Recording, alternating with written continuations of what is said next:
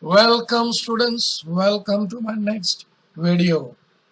Standard 6, History, Maharashtra Board, Religious Trend in Ancient India.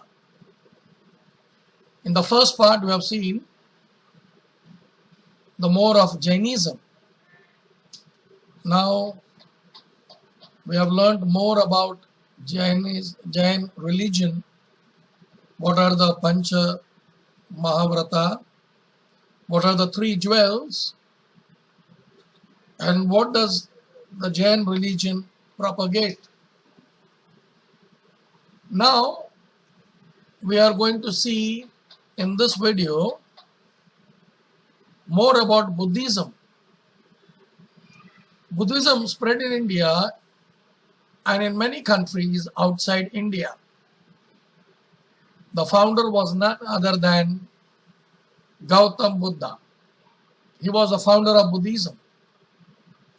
Now we will see more about Gautam Buddha. Gautam Buddha was born in Lumbini in Nepal. His father's name was Shuddhodana and mother's name was Maya Devi. His birth name was Siddhartha. He attained knowledge of human life in its entity. That is why he came to be known to preach Dhamma,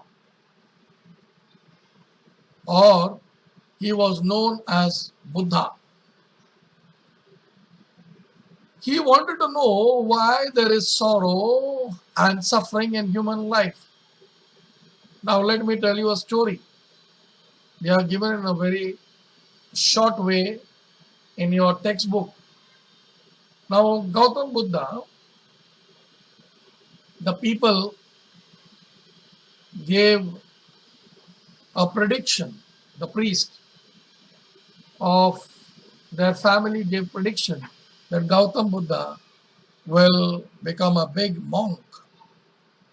So in order to stop him to become a monk, his parents married him at his early age. But my dear students, he left his home, he left his comfort, and he started he wanted enlightenment, and so he was searching for truth. On Vaishakha Purnima, he was sitting under a deep meditation under a peepal tree, Gaya in Bihar. He attained Bodhi or enlightenment or the highest knowledge, and that tree was called as Bodhi tree or Bodhi Vriksha. Now after receiving enlightenment, he started preaching Dhamma. He preached the people in Pali. In Buddhism, concept of taking refuge in Buddha, Dhamma and Sangha is important. It is known as Tarishrana. The essence of Dhamma he expounded were as follows. First, Arya Satya or noble truth. There are four noble truths at the root of all human affairs. They are called as noble truth or Arya Satyas. First one, dukkha. There is suffering in human life, as we all know. Everyone has got suffering. Some have money, still they suffer. Some don't have money, they long for money and they suffer. Then, second one, the cause of dukkha. There is a cause of suffering. Third, dukkha nivarana. This is possible, the end of suffering. How? Pratipad. Pratipad means the way. This way leads to the end of the suffering. And what is that this way? This way is nothing but the good conduct.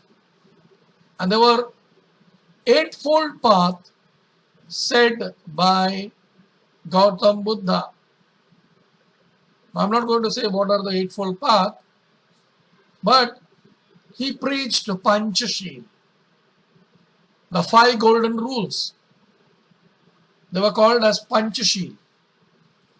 First, stay away from killing animals. Stay away from stealing. Stay away from unethical conduct. Stay away from telling lies. Stay away from intoxicants, like, you may not enter into drugs or drinks. Now, these were the Panchashil which he has said it, which every Buddhist has to follow. Now, Buddha Sangha, he created a Sangha of bhikkhus to preach his religion. Followers who gave up domestic life and entered the Sangha, they were called as bhikkhus. They too traveled on foot like Buddha to preach Dhamma to the people. There were separate Sangha of women. They were called as bhikkhunis. People of all varnas and caste could embrace Buddhism. Now, what is the essence of the teaching of the Buddhism? Gautam Buddha announced the freedom of human, delivered his first sermon at Saranath near Varanasi. His teaching in the first sermon was termed as Dhamma. He set into motion the wheel of Dhamma in the sermon. Therefore, the event is called Dhamma Chakka. He preached in Pali and Dharma Chakra Paravartan in Sanskrit. Later, he traveled on foot for nearly 45 years. Now, the tolerance preached by Gautam Buddha is a guiding principle not only for Indian society, but for the mankind.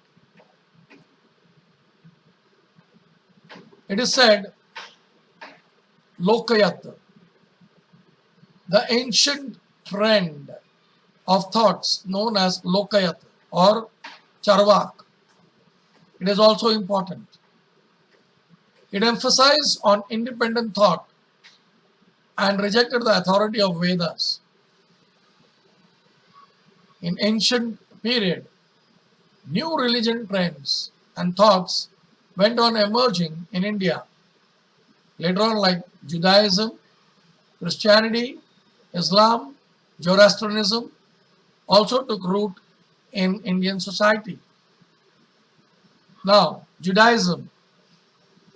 People belonging to the Jewish people or Jewish religion have arrived in Kochi in Kerala around the 3rd century of the Christian era. They believe that there is only one God. Judaism emphasized on justice, truth, peace, love, compassion, humility, charity, ethical speech, self-respect. Their prayer house is called a synagogue. Now we will see further what has been said in Judaism. We will see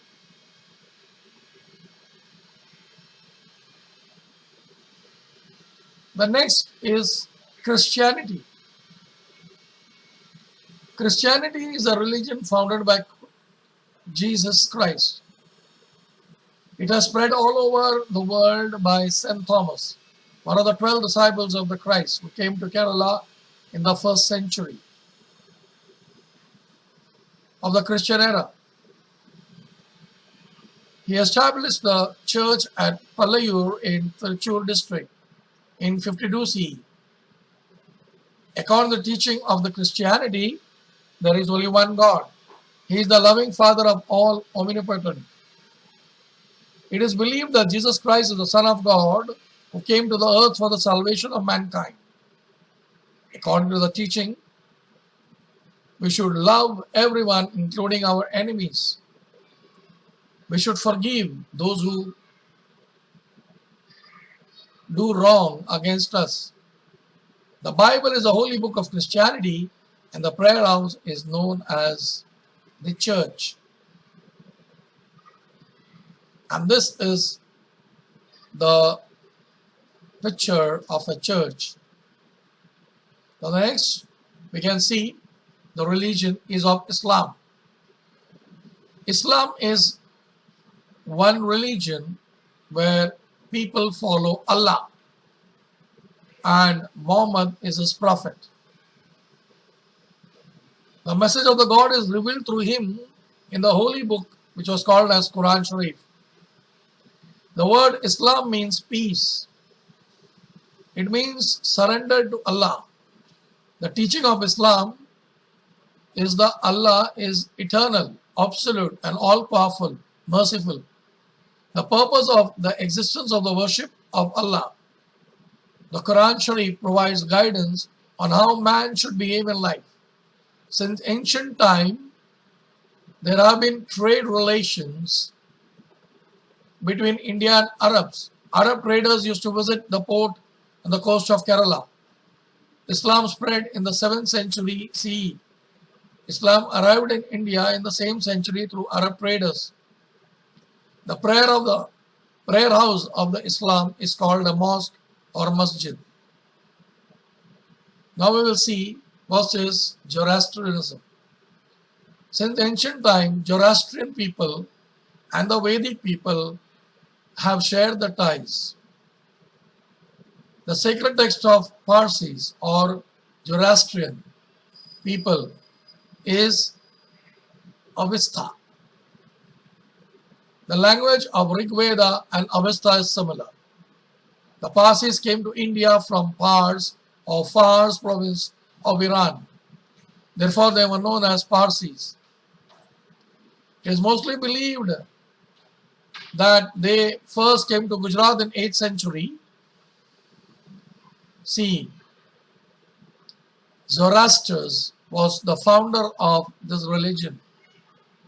Ahura Mazda is the name of their god. Ahura Mazda was the name of their god. The element of fire, water was important in the religion. The sacred fire burns in a temple which were known as Agyaris. At the core of the Parsis thinking are the three main principles of the conduct, mainly good thoughts, good words and good deeds.